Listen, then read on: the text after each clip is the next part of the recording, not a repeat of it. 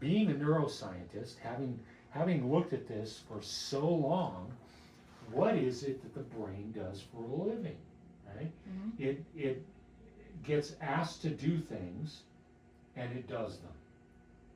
When you do that, the cells change, but also everything around it changes, right?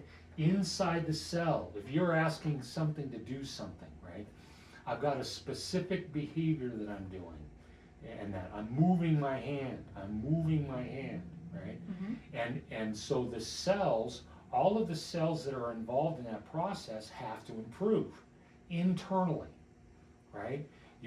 Your ability to transport stuff that you make in the nucleus all the way down to the end of the thing, the microtubule system is like a city, and that city has a transit system. All of those things have to happen in order to make that work at the level that we're moving the hand, okay? But let's say now we have to look at how did we get what those cells needed to it so that it could perform at the level you're asking it to do it, right? We made more mitochondria within the cell, which every neuron needs at least 1,000 of those. Well, let's say I'm asking it to do superhuman things, right? I got to have way more mitochondria to make energy to be able to keep up with the functions of the cell that it needs, and that it's being asked to do. And so I'm increasing the blood flow to the area. It's called angiogenesis. I'm putting more capillaries. I'm increasing the efficiency of those capillaries. But all of that stuff happens on the positive end of the spectrum, right? We call that neuroplasticity, but we lump everything else with it. And so asking it to do stuff, a lot of stuff, causes it to become way more of an active area of the brain. So are you saying I'm asking my brain to do too much stuff? No, not yet. You're not ready for that yet. Okay. Ultimately, we're going to get there. Okay. But the why. We want to know why. So let's say I'm not using my hand. Hardly at all.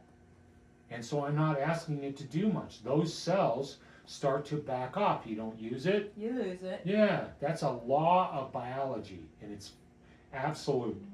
So if you're not using it, all of a sudden, the inside of the cell starts to become less because it doesn't have to do as much. And it doesn't need to live at that level anymore because we're not demanding that it function at that level.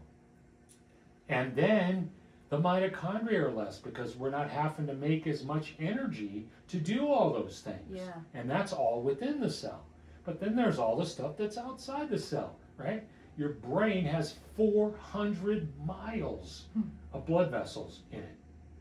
And so we're asking it to do less and less. And so the capillary beds become thinner, less functional, less efficient. We call it the perfusion rate.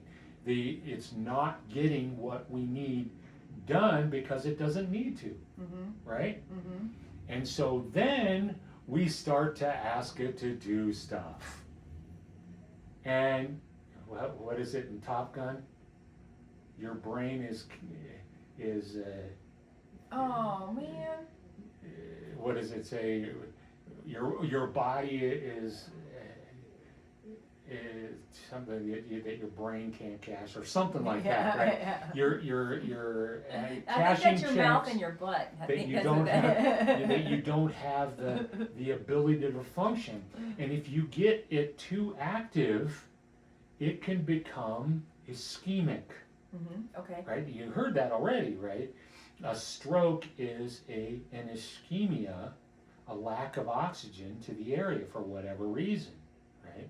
Well, if it's just because of function, that we've lessened the function in it, it's going to wind up being a TIA, transient, it comes and goes. Ischemic, lack of oxygen, attack. And it's not a death to the tissue, but if you push it harder, you will kill it. Okay. And so then we have to say, okay, if I had a transient